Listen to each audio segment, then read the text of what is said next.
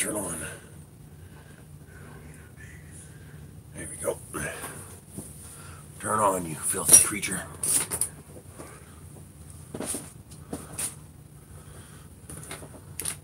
There it goes. Hello. Let's see.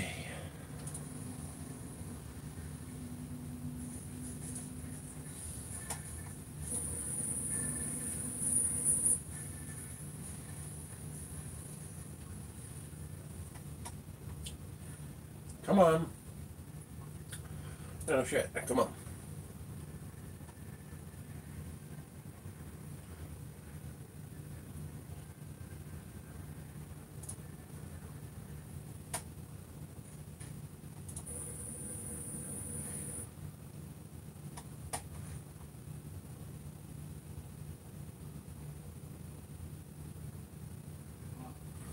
Looks like YouTube Studio is broken. I cannot edit the video yet, so the links will not be complete down below.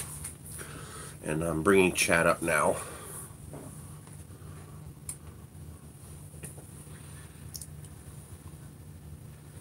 Hey, critters. Oh, he's around somewhere. We don't make him go anywhere. He just goes wherever he wants. That lens is a little dirty. I can see the milkiness in the video.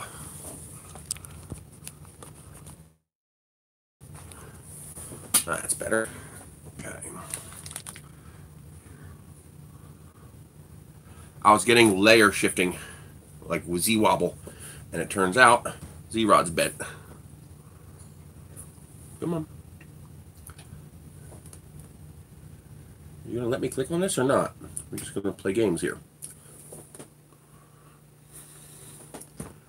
What is this thing doing? There we go. Skip survey. And then pause. Pause. Thank you. Okay, that's done. Let's try this one more time. Hello, Philippines.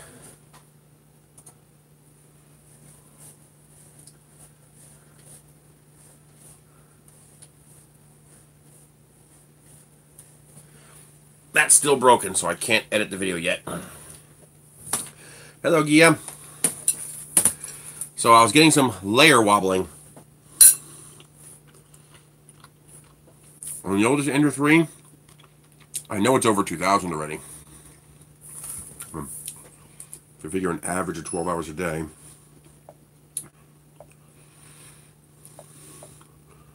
or 18 a day, times 60, yeah, over 1,000 hours, maybe even 1,500 hours.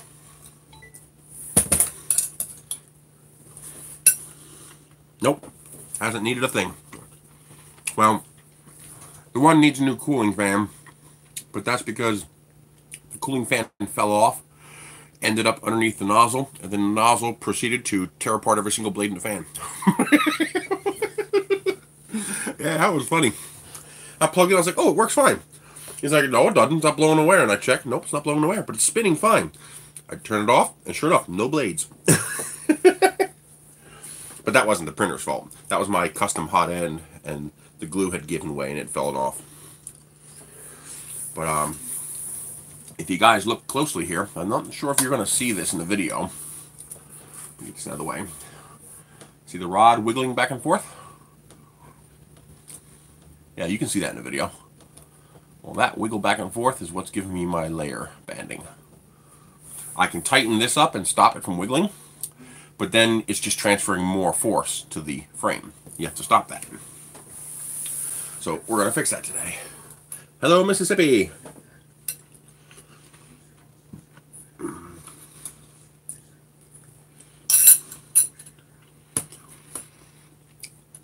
I am tired today. Spent 4.5 hours out in the garage cleaning it out, just filling the dumpster. If you use normal 1 kilogram spools, you can mount these right next to the extruder, and the spool will actually straddle the stepper motor. But the protopasta spools are narrower, so they can't straddle it. So I'd have to either lift them up higher or put them cockeyed like that. Basically, they need to make these taller. They need to make these about 1.5 inches or so taller.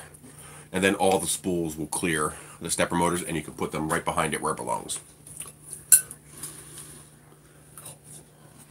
I'm starving, it's already 6 o'clock, so I had to get something going. Just rice and maple sausage. Leftovers from last night.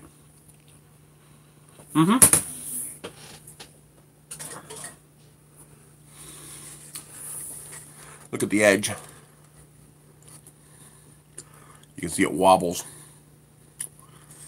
in and out, and it's so bad that this has no strength. It just comes right apart.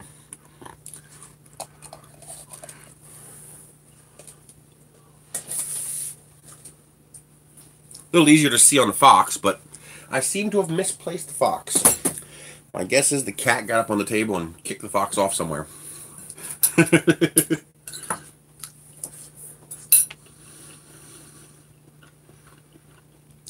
It's pretty darn nice.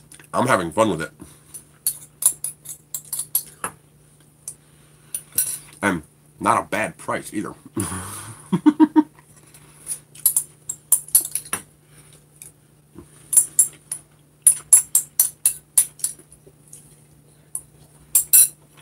There's another one coming out.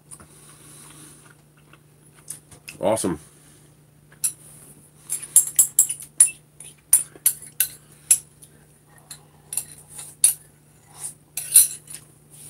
Yum, yum, yum.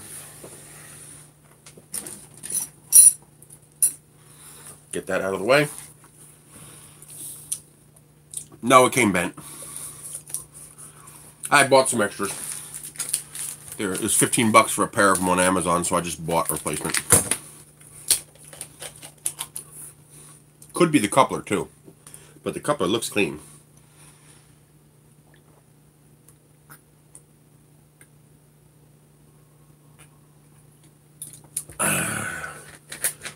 No, I have not. Unless your PVA can handle PLA temperatures, that might not work so well. Although apparently Esun has a higher temperature PVA.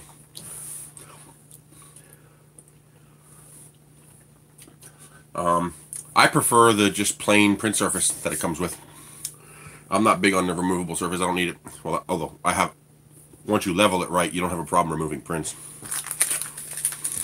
But the magnet surface looks pretty interesting. I can't wait to try that. I'm kind of interested in trying that.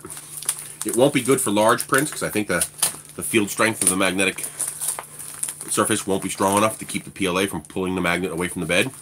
But for smaller stuff, it should be pretty nice. This one also came with extra goodies. These little bushings, which I don't really need. I got one coming. I didn't even ask for it. I just noticed I got an MMS notification. That's how I get my notifications. Not through MMS, through email. But it says, you know, Chinese symbols, MMS Gearbest. And it said, new shipment. And I was like, I didn't ask for anything. What's this? I look it up and I was like, ooh, A20M. Slightly larger build volume, 255 cubed, if it's accurate.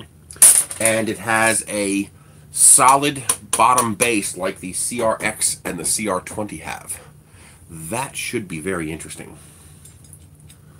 That'll be a nice, solid machine. So, let's see if this one's nice and flat. Yep, that one's nice and flat.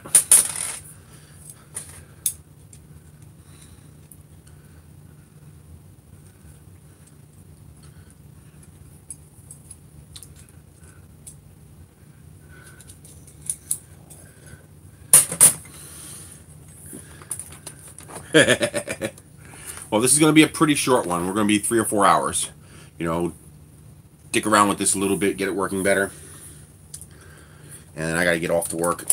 Things are about to dramatically speed up around here. I am going to settlement for the house on Friday, which means as of Friday, I will have 60 days to get out of this house. But I don't yet have a new house. That's going to be the interesting part.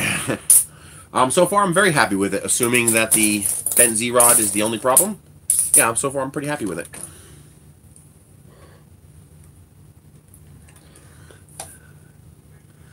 So we loosen that up. And then loosen this up. Oh, bigger. That's it.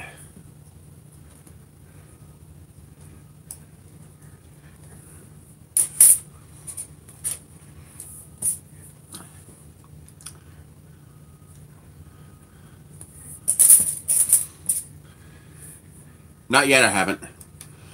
Really have not had time to mess with modifying any of the printers yet. That'll probably happen once I move.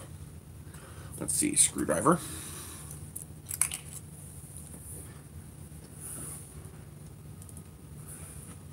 There we go.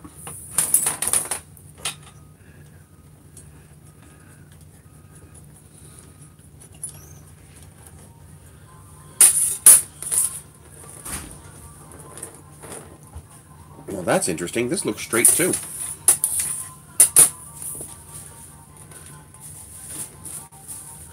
Logan. Delivery. Huh. That looks straight. So why was it wobbling? I mean, it was clearly wobbling. I probably wouldn't sell an Ender 2s because I love my Ender 2s. And by the time you paid shipping, it'd be cheaper for you to buy one from, like, Gearbest. Not good. There it goes. What's this? Oh, Logan's.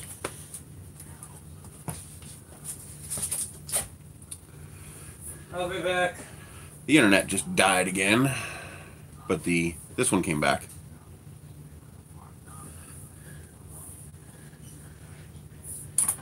Let's see here. Why is this wobbling?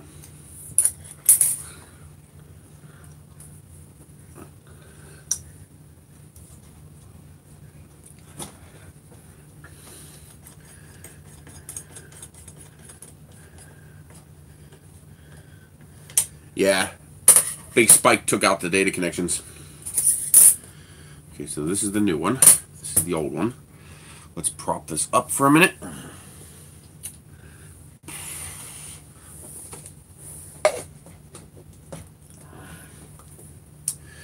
Let's find out what's going on here.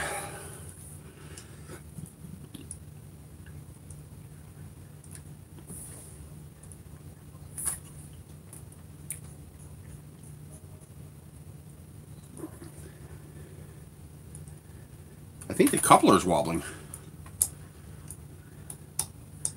That's weird.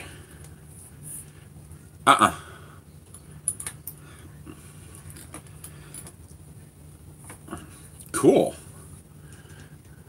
Having something interesting to tinker with is always fun.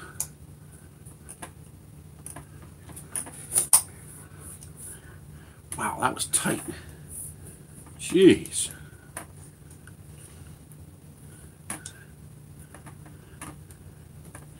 I have the brass nut loose so it can float. See? That's all jiggly. Which means any movement is coming from the either the rod, coupler, or stepper.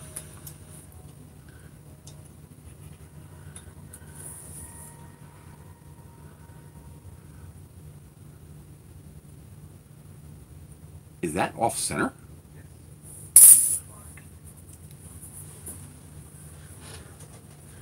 That just might be off center. Where's my ruler?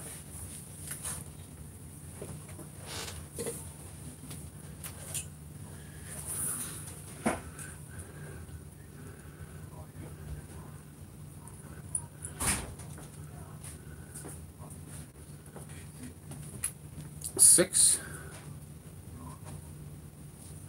Oh, that looks centered. Almost six. Almost six. If it's off, it's by a small enough amount that I can't see it in the ruler. Oh, that one's off. It's 6 here and 5 here. That's a full millimeter off. That is definitely 6. That is definitely 5. All right, so I think it's the coupler. Thank you. What time do you roughly want to leave tonight? I want to get done by 10:30. So let's leave here by 11:30. Early. That's going to leave you no time to rest. That's okay. We got to get down there and get done. We'll see what happens. Well, that gives me an hour. Do me a favor. On the fridge inside the room there, the Michelangelo printer sitting on top of the fridge. See if it has one of these. It'll be right on top of the Z stepper motor with the rod sticking out of it.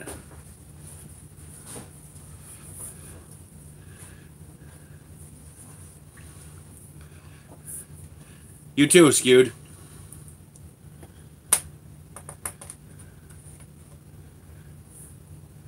I don't know what they have on the ISS.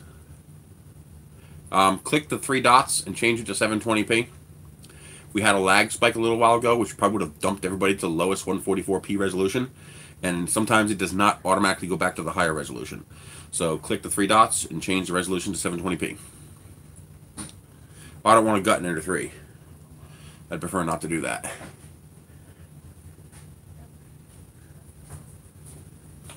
Yeah, it's got one. I'll steal that one. Thank you. Sorry, Michelangelo, we're stealing your coupler. I'll order more.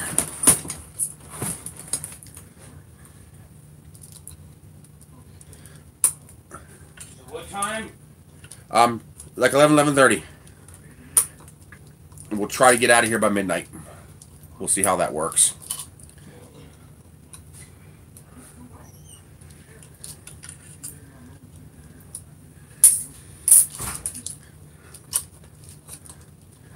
Oh, it's on both ends. Duh. I keep forgetting the stepper motor is inside the casing on this printer.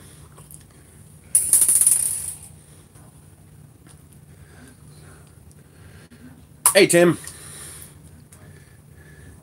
The Simpsons.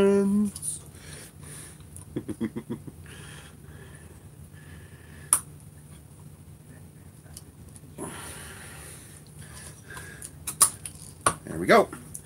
Sorry, TiVo, I had to gut you, but you saved the day. I know that one works fine, so... Whoa. Why the hell? Is there a nut and bushing set inside the coupler? A shock absorber? They built a shock absorber into the printer? That's the only reason I can see to do that. Whoop. Oh, it's gone now. It's no more. Well, that's still there. I'll put that in there. I don't think that can hurt. Oh, they're all here. Okay.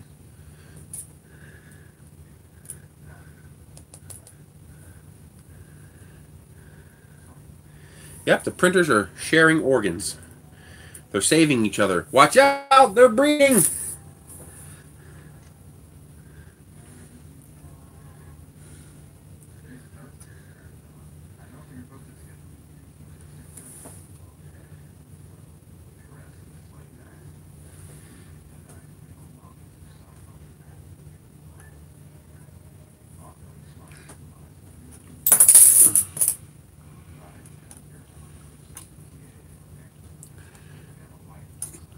TiVo and Geeetech are getting it on. Be careful.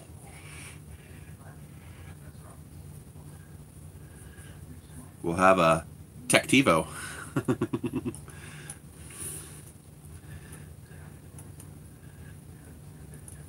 Okay.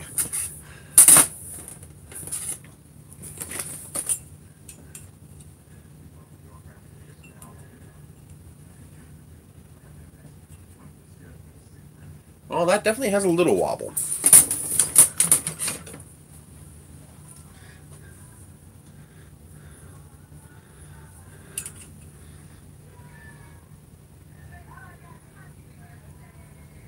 Okay, that feels like no wobble.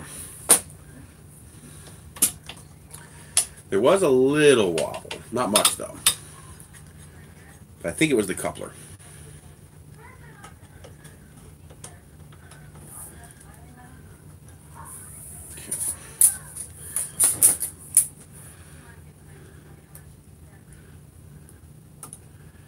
Get it, TiVo, get it!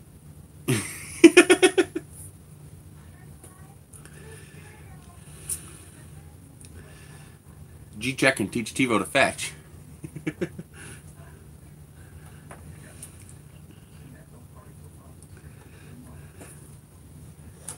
Aha! There we go, no wobble, and this thing is too short. Seriously? I think it's tall enough though. Holy crap, yeah. 355 millimeter rod. I was not expecting that. Which means I'll have to limit how high I can go. But I see no wobble whatsoever. That looks good. But that also means I cannot print higher than that. Which means max print height of 240 until I get another rod.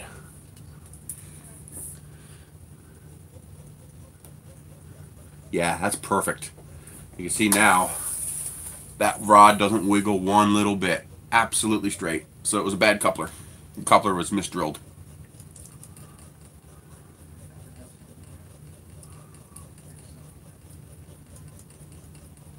Okay, let's snug this up, but don't tighten, just snug. So let it play a little bit.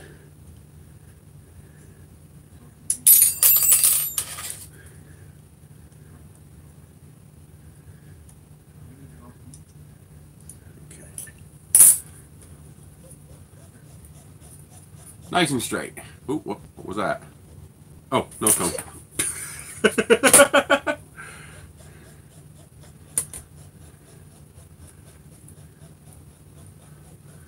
Okay, let's try it.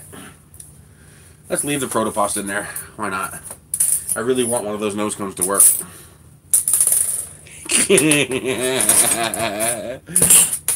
Its growth is stunted. It's a little too flaccid. It needs some Viagra. Ah, you guys are evil.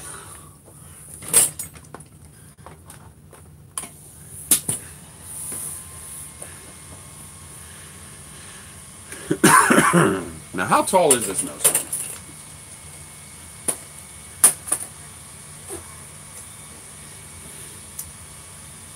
$215.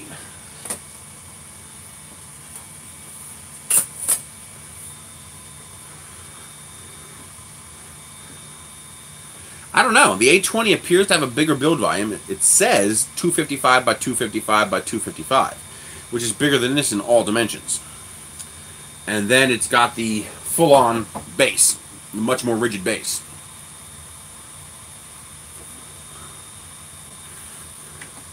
Happy critters, just use PayPal.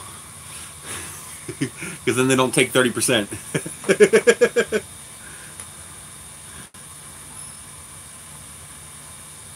Temp problem? Oh no, they're going to make a firmware update for that. They're aware of it and they're making a firmware update. A10M and CR10 are not really comparable. This is an i3 Plus build volume, while the CR10 is a 334 build volume. So this is 250 up by 230 by 230, while this is 300 by 300 by 400. So they're not really comparable. The CR10 does give me slightly better print quality, but it is slight. You'd have to really look for it to see it. Otherwise, very, very close. Yes, comes all pre-assembled. Very, very little assembly. Like 2 bolts, 2 bolts, 2 bolts, done. 6 bolts and you're done. Okay, so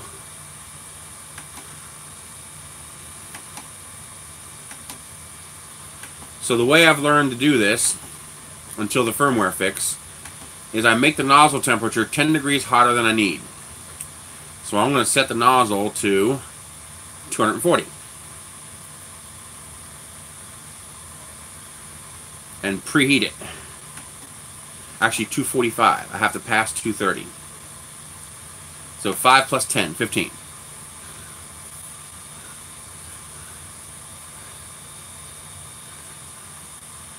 Where the bearing goes. It goes in between the 2 washers here.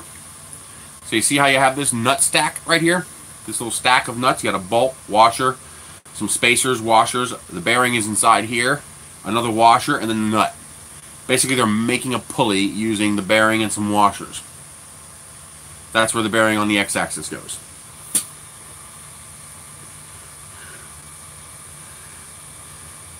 So you set your temperature for 15 degrees hotter than you need, and this way when the printer comes on and tries to go to the temperature at once, it's already there and it starts printing. Yeah, it's a nut stack. That's what they use. Instead of using a proper pulley, they made one out of parts. Yeah, let's keep it clean.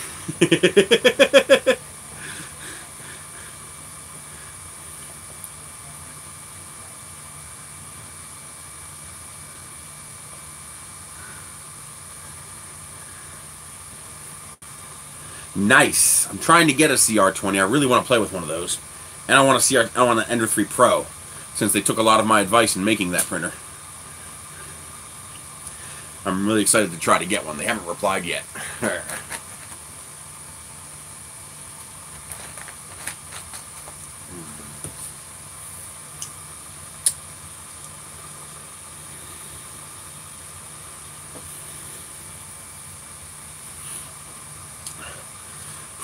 Yeah, today I had to do the garage. I had some guys coming over to help me.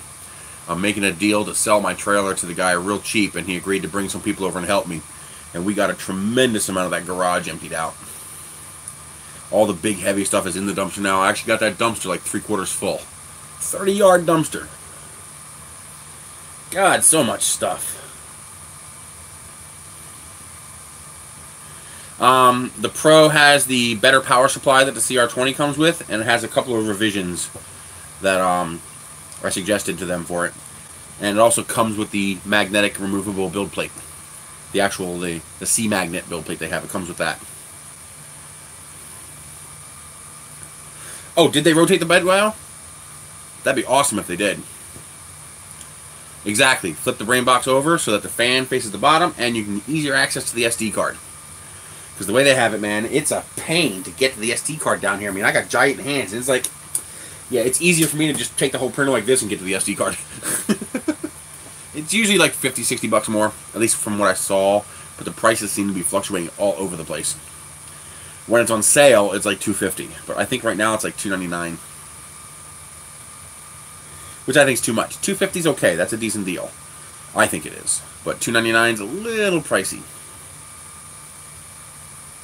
Unless there's other upgrades in there that I'm not aware of.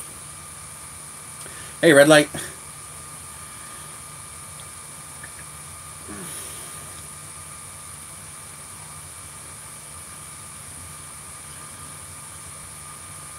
Why were you fleeing Utah?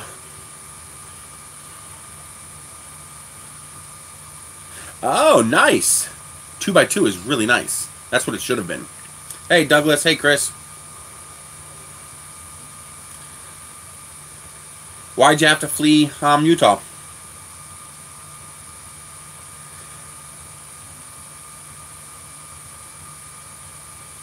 Have I been to Utah? No. Not enough coffee.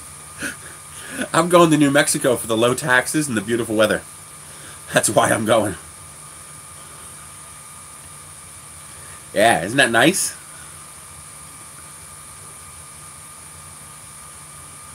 Yeah, if you can get it from their U.S. warehouse, it's very fast. I can't make an offer on the house until I have the money to make an offer.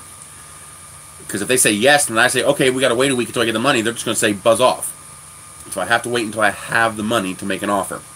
Because I don't even know precisely how much I'm going to have until we go to settlement Friday. That makes it very difficult. That's why I was trying to get a mortgage. Because if I get a mortgage, I don't have to wait until settlement. Very dangerously. You have no idea how dangerously. I mean, I have backup plans if it goes south, but those backup plans mean, that means buying a shithole and hoping it doesn't kill us when we get there. I mean, you think that's crazy? Do you know what I'm looking at buying next week? You're not going to believe this. I'm looking at buying a 39-foot school bus. I'm not kidding. I'm looking at buying a 39-foot school bus. Because they just raised the price of a moving truck to $3,100. Yeah. The school bus is $2,900, and I can sell it on the other end. I mean, $1,600 bucks, okay, it's worth it to have the protection. But $3,100 for a moving truck, and I only get 12 days. After that, it's $100 a day, which 5 days is going to be used traveling. It's going to take at least 3 or 4 to load. That's going to give me 2 to unload. Really? Yeah, but then I have to drop the truck off in California. That's another $400 or $500 in gas.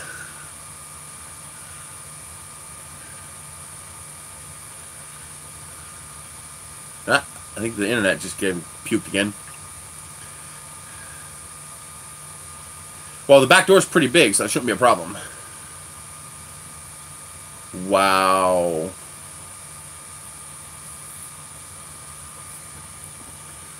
£2,000, Jesus. Yes, when you in Pennsylvania, it's actually not that difficult to re-register the bus legally as a station wagon. If you're going to leave it like it is, but not use it as a school bus, you make it a station wagon. If you plan to convert it into a motorhome, then you register it as a motorhome. In Pennsylvania, the body type is based on how the vehicle will be used, not what it actually is. Since I won't be using it as a school bus, I can just register it as a station wagon. Well, there's many advantages to using the school bus. One, I can buy it now and start loading now. I can take the next 2 months to load. And I can make a little bit of money back selling the seats in the bus because I'll just scrap them. I'm only going to keep like 4 of them. The other advantage is I can take my time getting out there. I can take my time unloading. I don't even have to unload. I can just park the bus next to the house and unload as I feel like it. And because I don't have to return it. I can also then either keep it and use it as incredible storage. That's a lot of storage space. But also I had the idea of maybe making a mobile maker space. You know, line the place with tools and printers and stuff like that and have a little mobile maker space. I think that'd be pretty cool. I'm not sure if I can afford to travel very far with it because repairs on something like that are pretty expensive. But it's an idea, you know, unless I really need the money, then I can just sell it. But I think that'd be pretty cool to have a mobile makerspace, you know, drive to a local maker fair and they would just climb on board and play with 3D printers and, you know, whatever else is available. Nope, nothing this week. I am busy taking care of crap.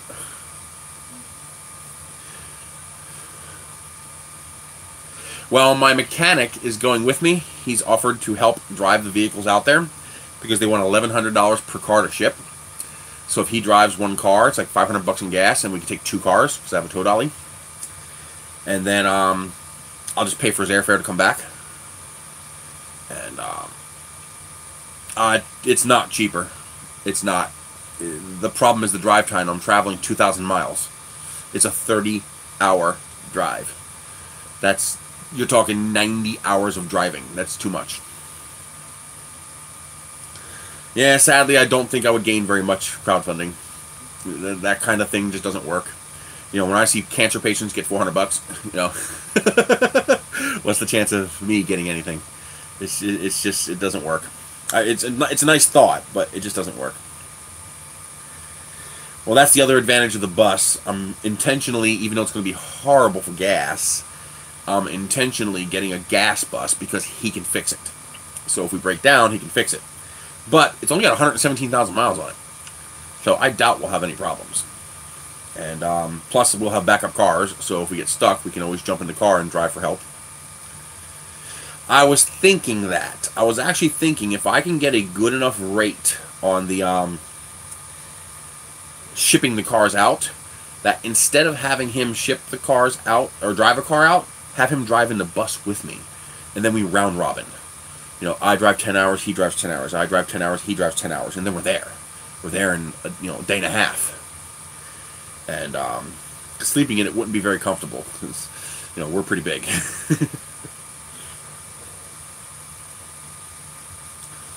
Yeah.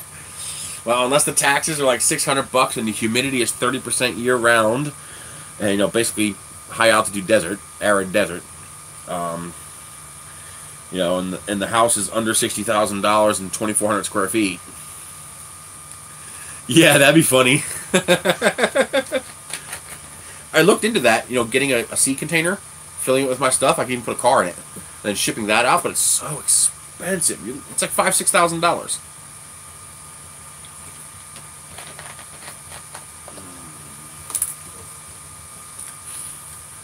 Well, nowadays, it'd be pretty expensive to do that, most likely, especially considering the distances involved. Employment won't be a problem. Out there, I should be able to make enough just on my YouTube channel to survive. And if not, there's a Papa John's there, so I can get immediate work on day one. That's one of the reasons I have to be careful what location I pick. I have to make sure there is work available if I have to do that. Alright, we are at 235, which means I should be able to now print the T300. And because I'm already above 225, it just goes.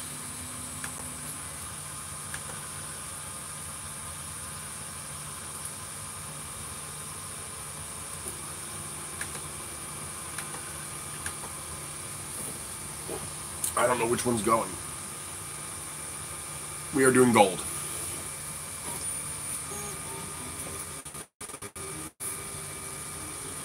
Come on. Spit it out. It's injecting.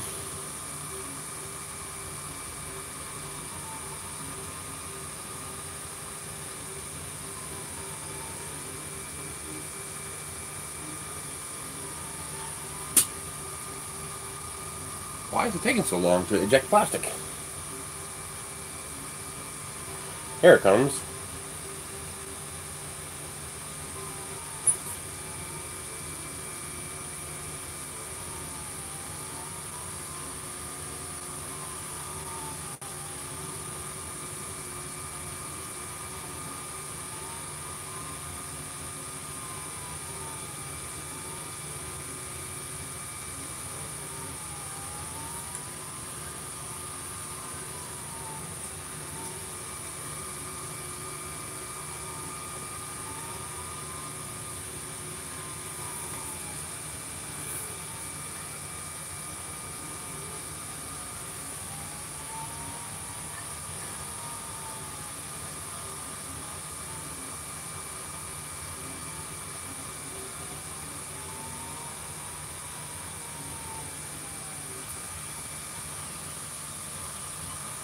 Yeah, we're going to restart that for a better bottom.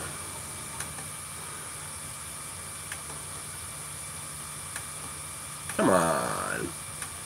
I hate when it lags.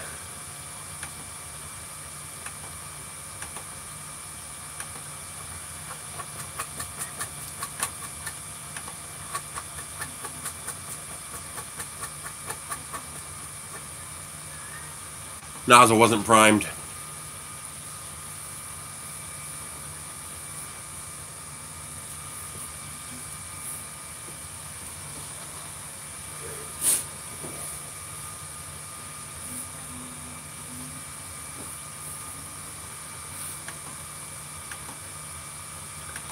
I want the bed at 70, not 60.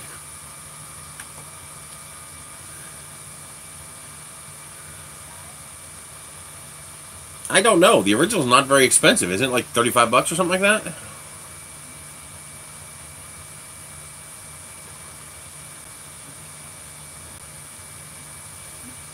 So do I. I hope it goes well. It's going to be very, very sketchy. Besides the bent Z-rod, so far it's working well.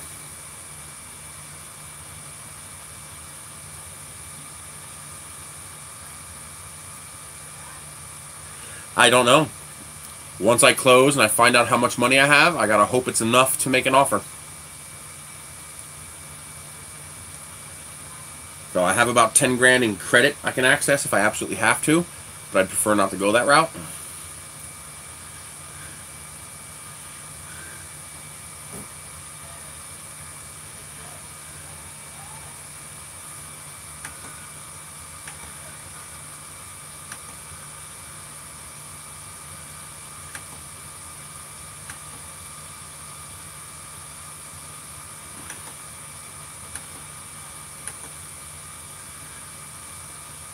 Good night, outsider.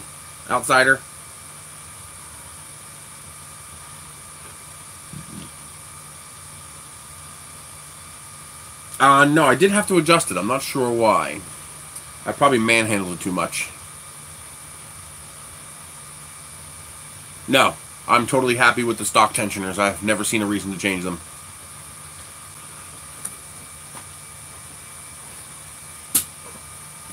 That's the catch with China, the long wait.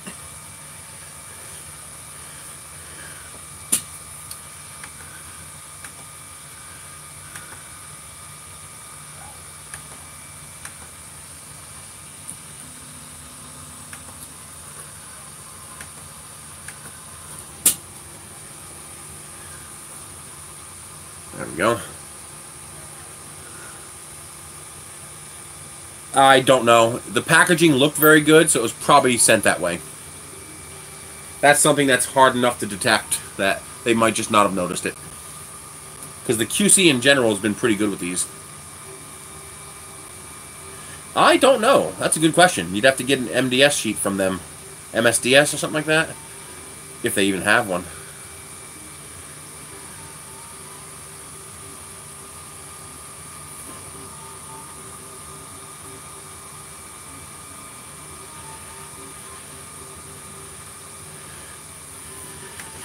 I wonder if the flow rate's too low. I'm going to put it up to 103. Let's go 5.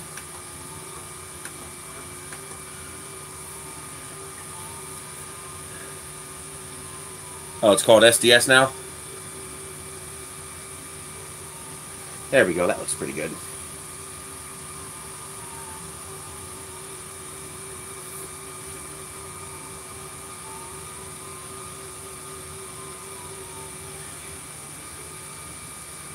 We are at good temperature. If I thought I can get enough money, sure. But I would have to get more money for the printer than I can get by keeping it. And even if I could sell all of my printers for top dollar, the dollar value is just not a lot. Even if I got $300 each printer, you know, that's only, what, 9-10 grand? That's not enough to do anything. Doing pretty good, our family. Not much. We're trying to fix the A10M. We had a bent, I thought we had a bent lead screw. It is a tiny bit bent, but it was actually the coupler that was bent. It was miscut. So this hole is not centered, which causes the rod to wobble.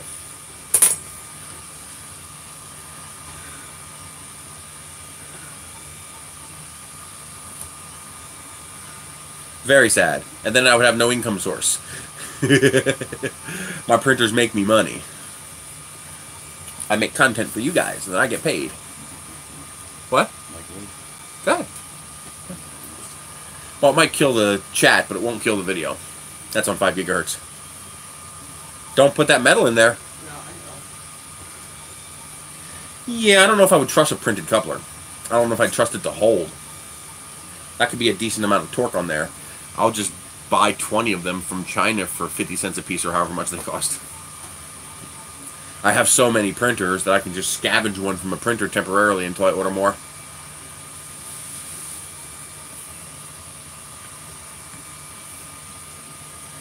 Oh yeah, that's looking much nicer. I had this file came off the Ender 3, which is, good night Tim, which is a 0.97 extrusion multiplier, and I think this needs a 1.0 extrusion multiplier. Because I increased it to 105% and it seems to be working better. Looks nice and clean.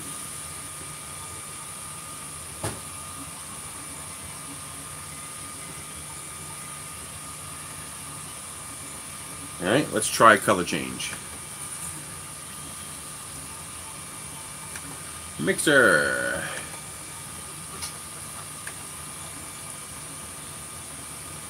We are injecting blue now. Let's go a little more.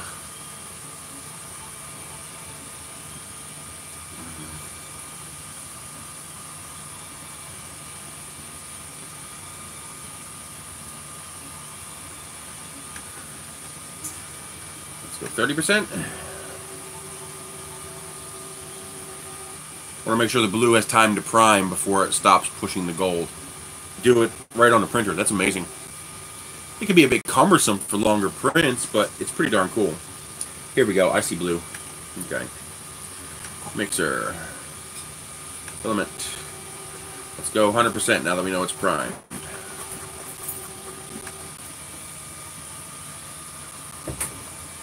See how long it is.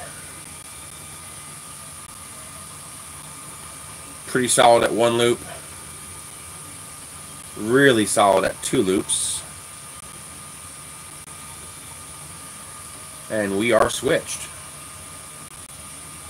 Boy, that's a pretty quick changeover.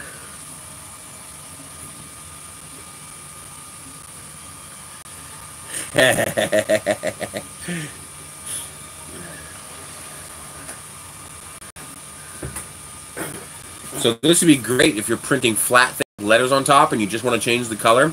You don't have to program it or anything. Just tell it, like, you'll measure your thing. Let's say your first layer, your first platen is 2 millimeters thick. You can go in here and tell it at 2 millimeters, switch to the other color. It'll just do it. It's fantastic. Printable weapons, I think, is a pretty cool idea. Like any weapon, the weapon bearer is the one that you have to be worried about or not worried about. The weapon itself is not really a factor.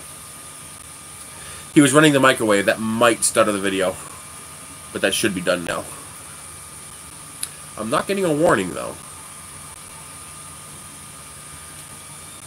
Yeah, that might have been the microwave, so it should be better now.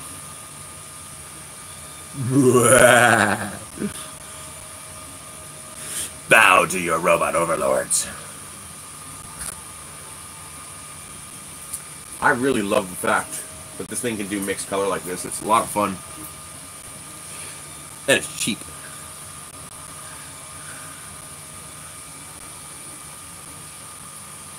All microwaves leak, period. Anybody who says they don't is lying. And microwaves spill their guts all over the 2.4 gigahertz spectrum. It's like 2.4 gigahertz, microwave. In fact, at 2.4 gigahertz, Wi-Fi will usually go down if you turn on a microwave. It'll usually swamp it out and kill it.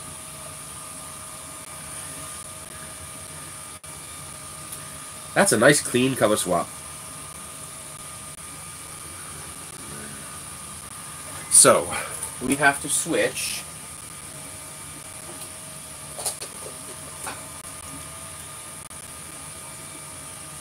at, let's call it 35 millimeters. And I want to take the entire height to switch. So we'll go to 200. So we're going to do one color shift over the whole entire height of the model. We're going to see what it looks like. Microwaves don't kill food. All they do is excite water molecules. It all depends on how you cook them. One of the tricks is don't cook dry food in a microwave. It turns it rubbery. You got to add some water. Because the idea isn't to cook the food with the microwave. The idea is to flash the water to steam and let the steam cook the food. It'll come out much, much better. If you ever want to reheat a piece of pizza in the microwave, first put it on a piece of paper towel or a paper plate that'll absorb a little moisture. Okay, that keeps your crust from getting soggy. Then wet your hand in the sink and go and spritz your pizza with some water. Put it in the microwave. It'll come out delicious.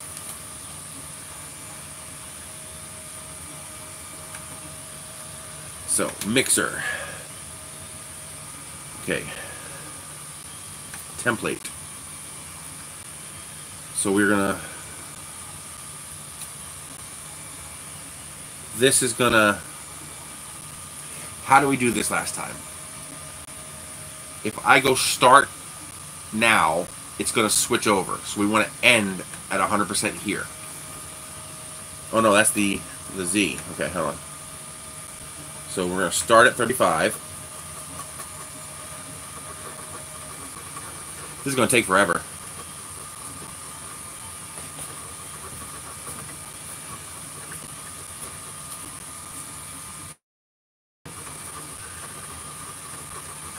You can find my email address, like on rocketry or naramlive.com. You can send me an email. Either that or post a Google Drive or something like that.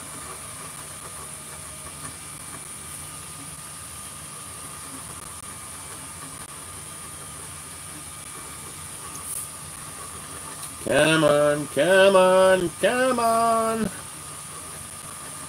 Hit refresh. That glitching probably put it out of sync.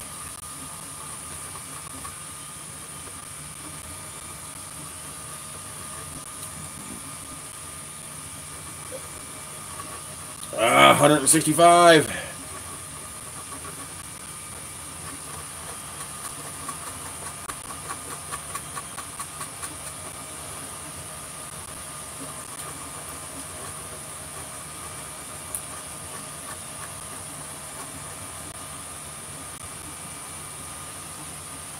200. Mix percent. So start percent is going to start.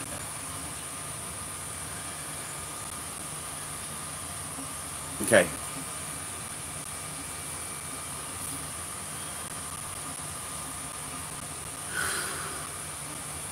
I keep forgetting how this works.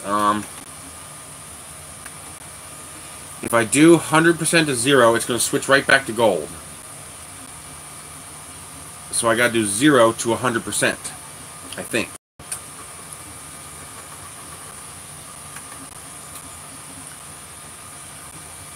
So it'll be 0% gold, which means it'll stay on blue, and then slowly work back to blue, or gold.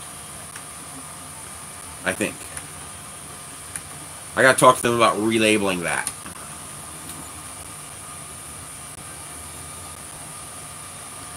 Exactly. I'm pretty sure start was left and end was right. So since I'm starting on right, I gotta start at 0 and go to 100. If I start at 100 and go to 0, it'll immediately switch back to gold and then begin switching over to blue. But I want it to stay on blue. The transition from blue to gold is much softer than the transition from gold to blue, because blue is so strong. So you want to transition from the dark color to the light color to get the smoothest gradation. Oh yeah, that looks a lot smoother. I don't see any wobble in that so far. Then again, the Marvin had no wobble, so it wasn't until it got higher up.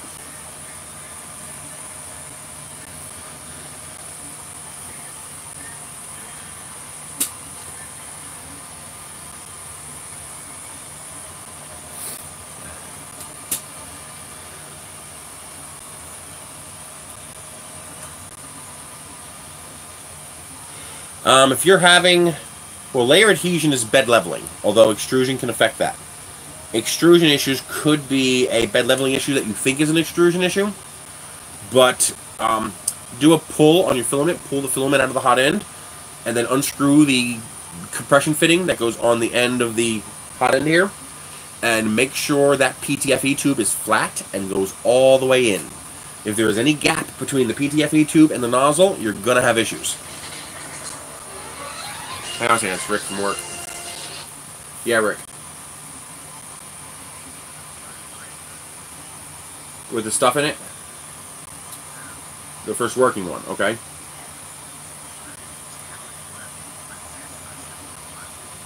What, imprint?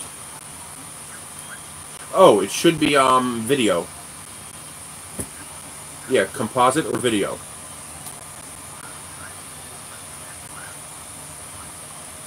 Ooh, something's goofy. You're going to have to wiggle the cables. Alright. Bye.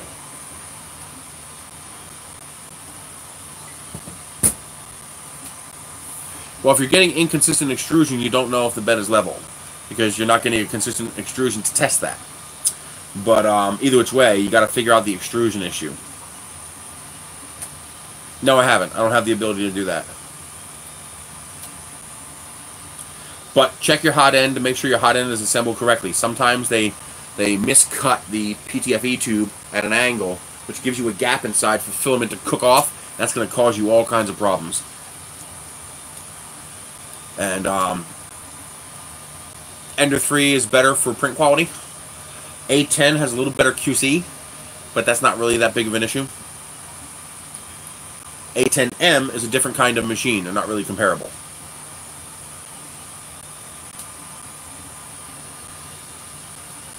But I would pick the Ender 3 if you weren't looking for mixed color. If you're looking for mixed color, this all day long. This is just fun.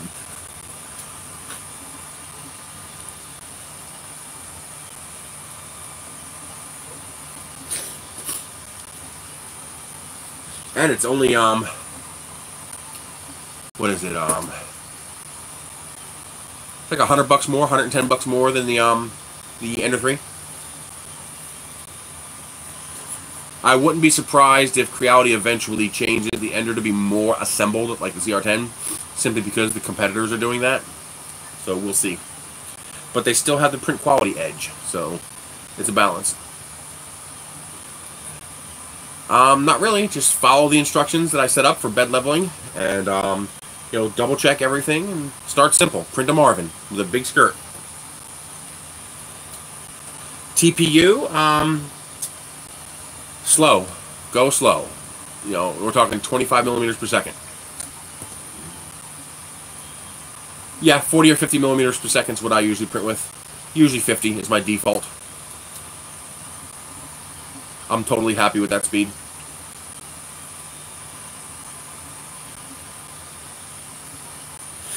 It's hard to show on video. I'll have to try to take some photographs to show what I mean. But for example, where's that nose cone?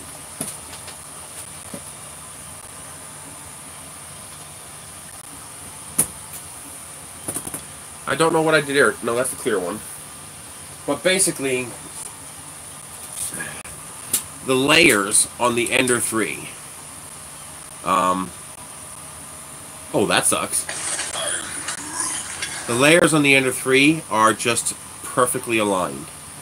One layer sits on top of the other, sits on top of the other, with no misalignment. I have not been able to get that kind of perfection out of the A10 or the TiVo Flash. Very close. Very, very close. I mean, it's crazy close. You hand these two prints to two average people, they'll never tell the difference. But I'm nitpicky. So since the Ender 3 is cheaper as well as slightly superior, I get the Ender 3. Now, if you want a nice, pretty, beautiful machine that's got a very good QC, goes together very easily, looks fantastic sitting on the table, get TiVo Flash. TiVo Flash is incredible.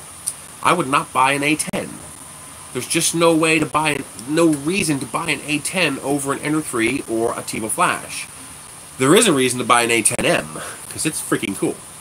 But just the regular A10, it costs more than the Ender 3 and it's not as good. Well, that sucks. They gotta get their QC crap in order. Theoretically, yes, you can do that. Theoretically, that should be possible, and I plan to try that at one point. Once I get this printing good, I plan to try that.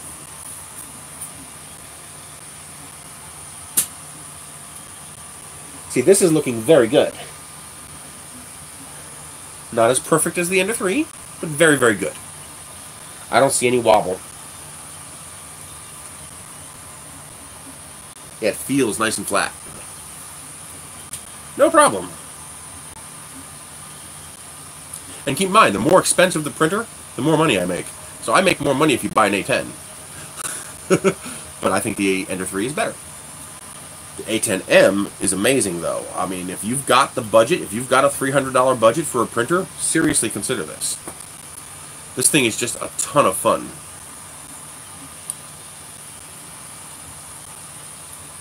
No, I haven't. And I still haven't looked into designing my own G-code to do that yet. Someone is working on a Simplify 3D profile, which I'll be grabbing soon to try to play with. Yeah, that'd be fun if the color changes line up.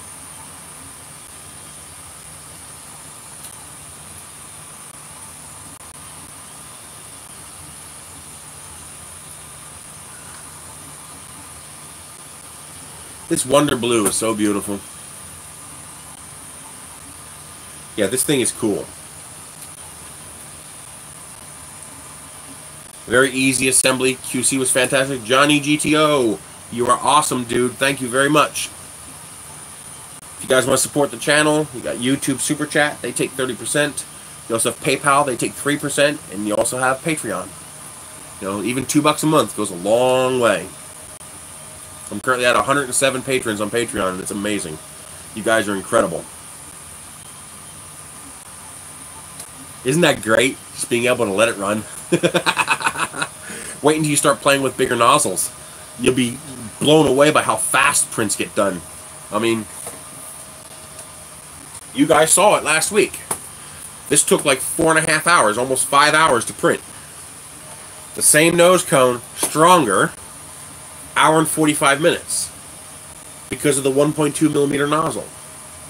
Not only is it doing 3 perimeters at once, since it's 1.2 millimeters wide, but I can use vase mode for this portion. So, the same amount of plastic, actually slightly less plastic, less seam, better quality print with the 1.2 millimeter nozzle. Strong as all get out, you cannot flex that. And it prints in an hour and 45 minutes. Bigger nozzles are fun. I can't wait to put a 0.8 millimeter nozzle on this. Once I get this printing well, that's what I'm doing.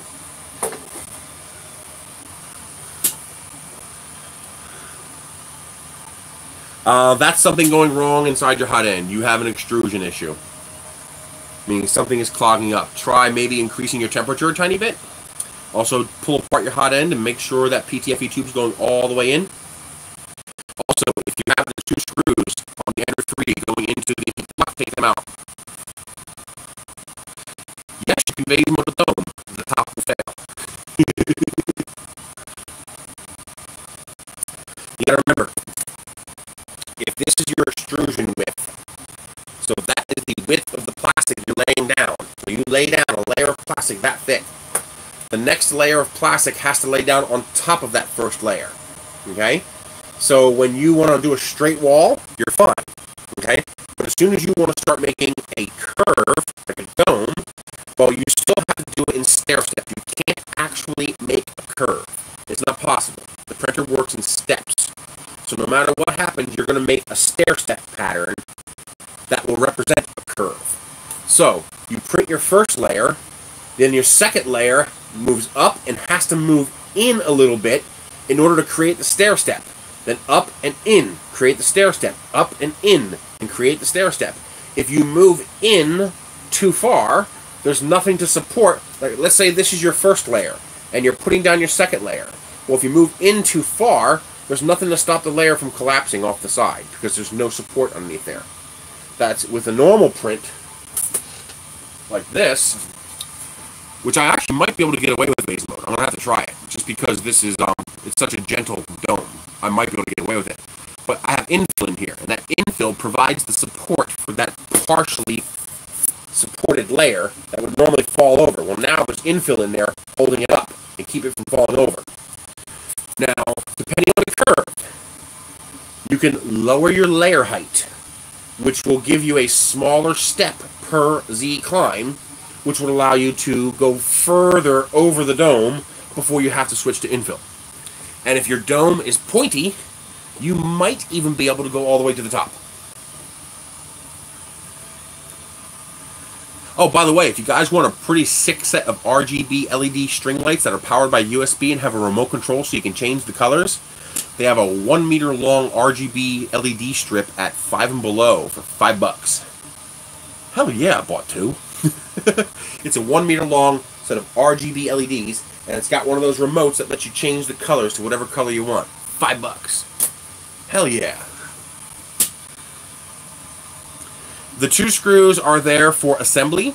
They do make the hot end a little stiffer, but they are also a heat pipe to the cool end of the heat block, which you don't want.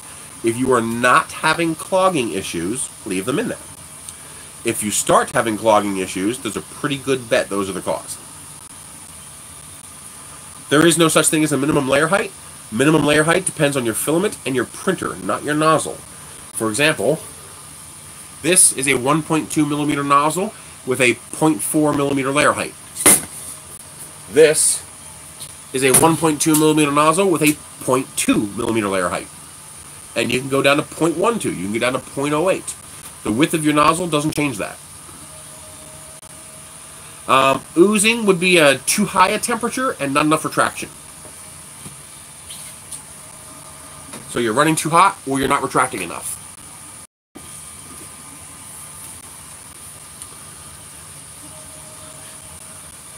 So you could put a 1 millimeter nozzle on there, and if your printer is physically capable of doing, say, 0.08, you can do 0.08.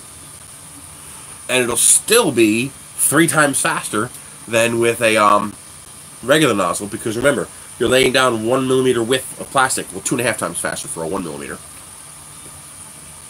No, it wouldn't be related to those screws. Those screws shouldn't cause oozing. I don't see how they could, so that wouldn't be the problem.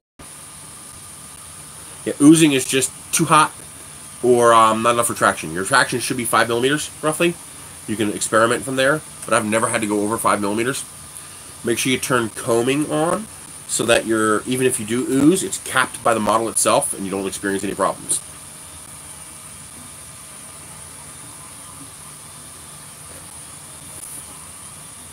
Oh yeah, that is much, much better. Thank you, Matthew. I appreciate it. I do the best I can to keep my victims happy, because happy victims keep coming back.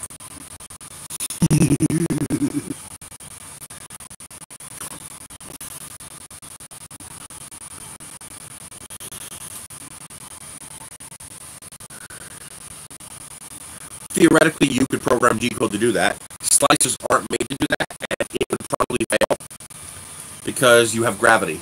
So even if you don't intend to, you always have a downward force being applied to your filament path. In orbit, you might be able to get away with that, but you would still have the tension of the filament coming out of the extruder pulling on it. So it probably would not work very well.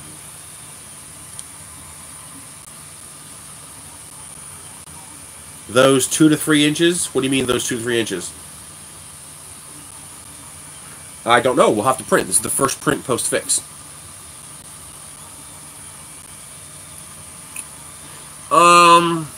That would be very hard to do. There are machines that can do that are in the experimental stage. They're 5-axis, 6-axis machines.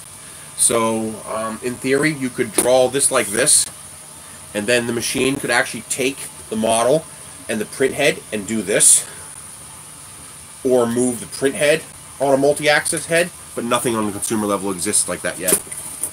That would be some very, very complicated software.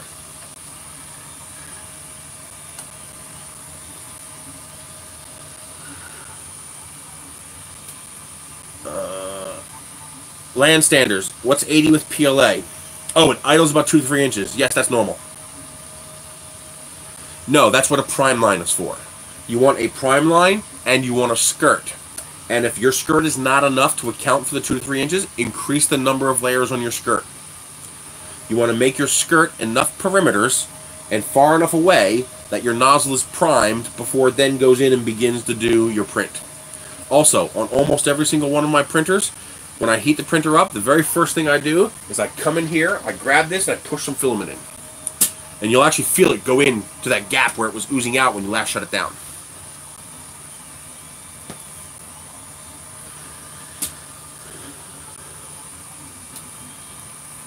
But that's what I do. I have a prime line, and then I also have a skirt, and if the skirt's not enough, I increase the value.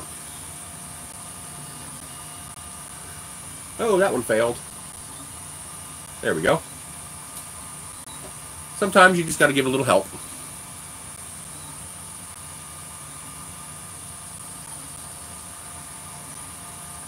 There we go. See, now it's doing my infill, because without infill here, the nose cone will be too weak. It'll collapse if it gets hit, or under temperature load, it'll warp. But also, you need a place to attach the shock cord. So I need that infill there. I have the color change doesn't start for another 11 millimeters.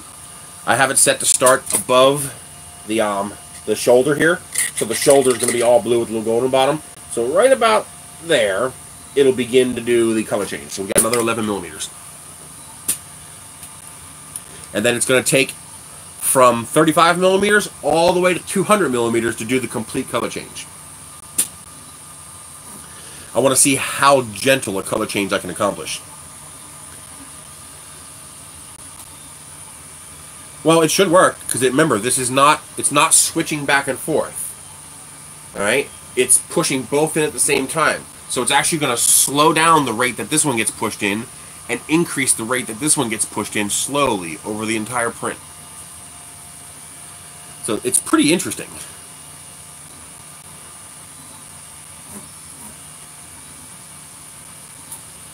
A skirt should work with a raft. Uh-oh.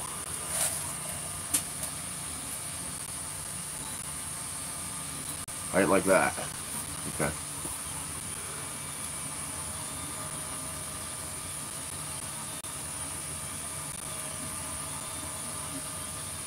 Sounded like it was stuttering. See, I wish I knew if it was at 230 or 240.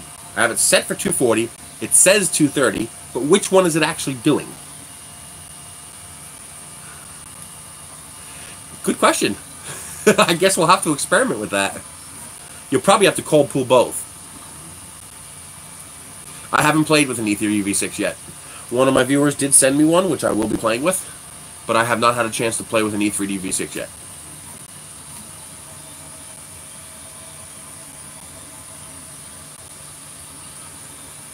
No, it didn't come with any filament. Well, it came with one of those dumb little sample, baggie with a little bit of filament inside. Unlike Creality, which included 2 full kilograms of the CRX, but then again, there's a big price difference.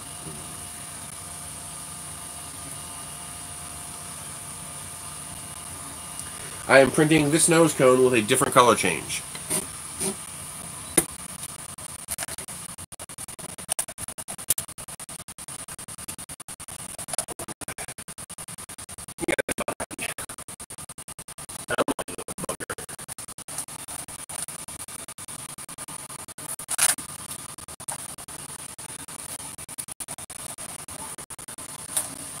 There we go. Yeah, I gotta fix this. Definitely gotta fix this.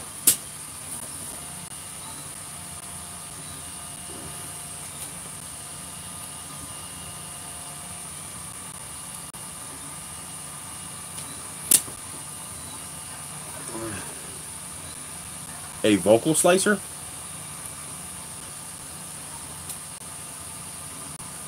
What do you mean vocal slicer?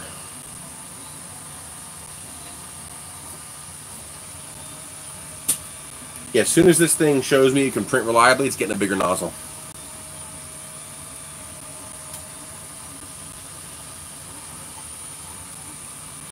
Oh, the circles. The slicer, when I use Simplify 3D, I can define a skirt. A skirt is like a brim, but it's not connected to the model. So in Simplify 3D, I define the number of perimeters for the skirt and the distance from the model. In this case, it's a 5mm distance skirt, 3 perimeters. If I wanted to make a brim, I would make the distance from the model 0, and then the brim or skirt would connect to the model, and that would be a brim.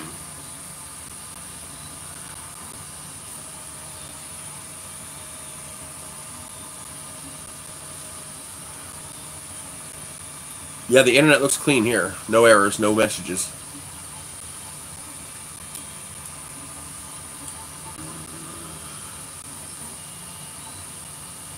Not a problem. Now, the skirt I do on my bed leveling Marvin is very large. 2/3 the diameter of the bed, or the radius. And then the whole purpose of that is to allow you to level your entire bed. So you're using a curve. So if that curve ever disconnects from the bed, it's going to form a straight line, and you'll know immediately that filament is not attached to the bed, and you can adjust that corner of the printer to make it closer or further. I guess it's technically a multi-material printer. It has 2 inputs, but it only has 1 output, so the 2 materials do need to be temperature compatible.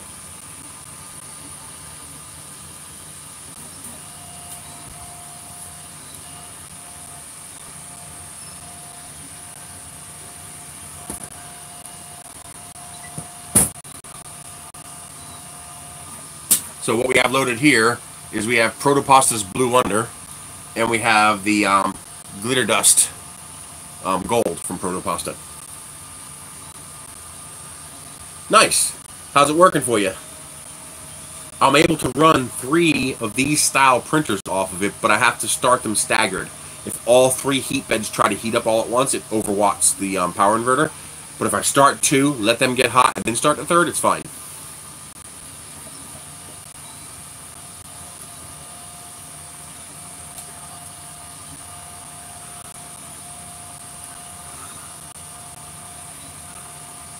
Yeah, it was getting aggravating as hell, so I had to get a haircut.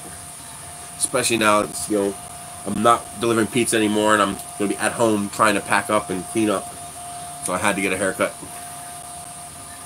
Well, for example, a water-soluble, like Hips or something like that, I think it was Hips, likes to print at 160. Well, the problem is, PLA can't print at 160. You need at least 180, 190, and it's probably not going to work well at 180, 190. You really need about 200. But if you raise hips to 200, you're going to cook it. So those two aren't temperature compatible. Now you also have a similar problem with, for example, PETG, which likes to print at 245, 250, and PLA, which doesn't like to go past 220. Okay? So to make those, HIPS needs ABS temperatures. Same problem, like I'm describing with the PETG. So you can get around that a little bit. For example, Protopasta would work with PETG. Thank you very much, Lowensky Lopez. Thank you very much. If you you would either have to print the PETG cold, or you'd have to print the PLA hot. So ideally, what you want is to use a PLA that can tolerate higher temperatures. For example, Protopasta is an HT PLA. It will comfortably print at 240, 245. So you can do a 5-degree temperature change and you won't cook off the PLA. So those would work together. So yeah, ideally you want to print same materials. Now you can do multi-material. For example, I've done TPU and PLA, and it actually works quite well. I don't know. That's going to be, I don't know how to do that in the slicer. We'll have to figure that out. That's something we'll have to figure out how to do. I don't know if any of them are capable of that or designed for that. I don't know how that works. The guy smarter than me will have to figure that out. We're at 27 millimeters, so another 8 millimeters, and we'll be starting to inject gold.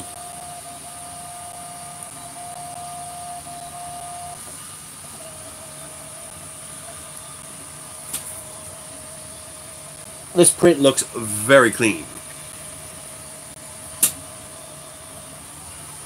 Very, very clean.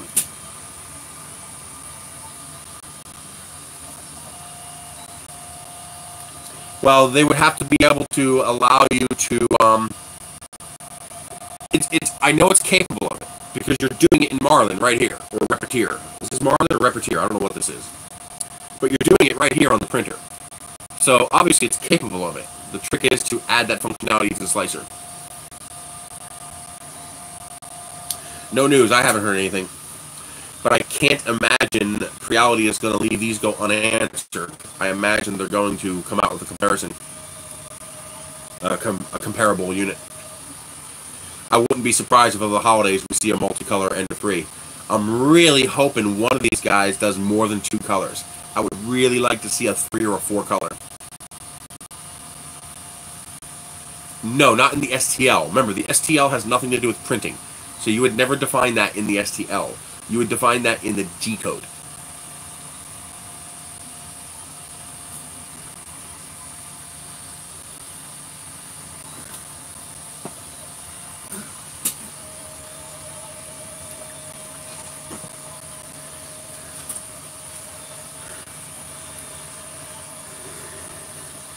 Yeah, but then you might as well just buy one of those better printers at that point, because that's a lot of money right there.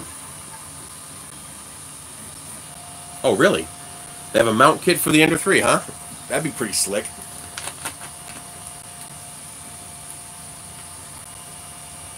That's probably why M3D is having so much trouble. They gotta make their own slicer.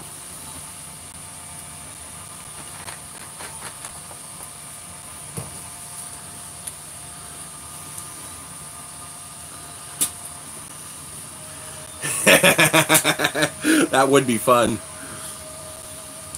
But if everything goes well, I'm going to build a garage. You know, a big 40 by 30 foot garage as a giant workshop. I hope. Praying, hoping. It's going to be super, super sketchy, that's for sure. Yes, but how do you define that in the slicer? And how do you define gradual changes in the slicer? Right now, the slicers aren't designed for that. Because printers couldn't do that, so they never thought about adding it. So where in Simplified 3D do you say 80% and 20%?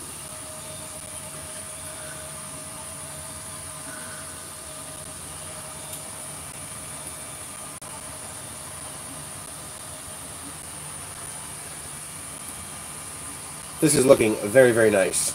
I am very, very pleased. The print looks clean.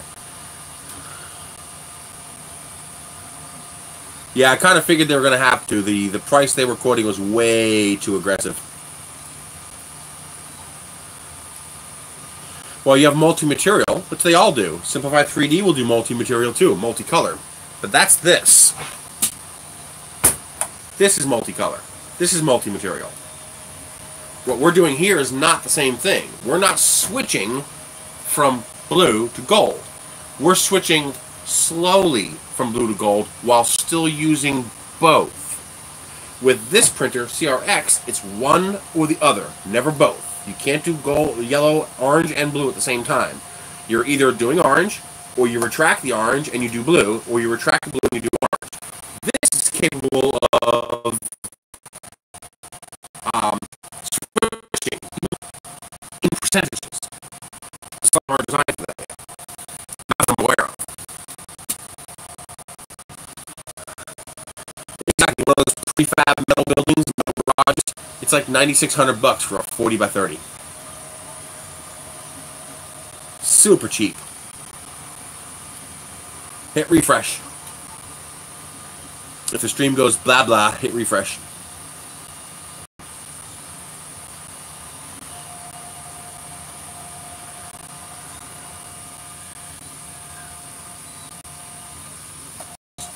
You can actually kind of see that here.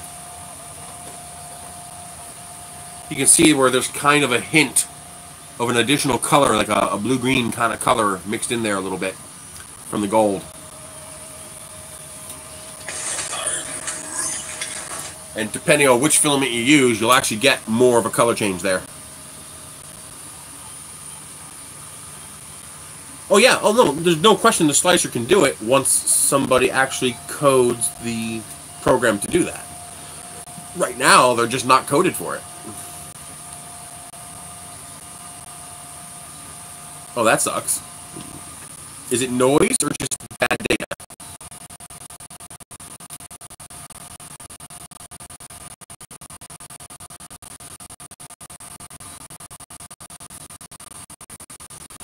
We can try plugging in a microphone. You guys tell me if it's better or worse.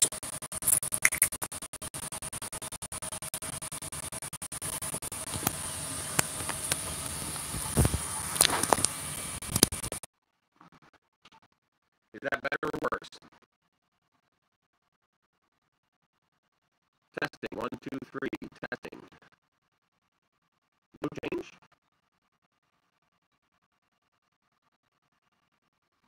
Well, that's a totally different microphone, which means it's a data connection problem. We'll unplug that.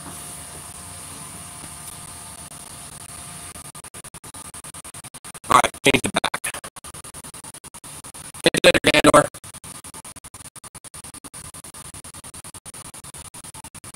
So that's a data problem then. Yes, it runs both extrusions at the same time at different feed rates. Would you guys like me to restart?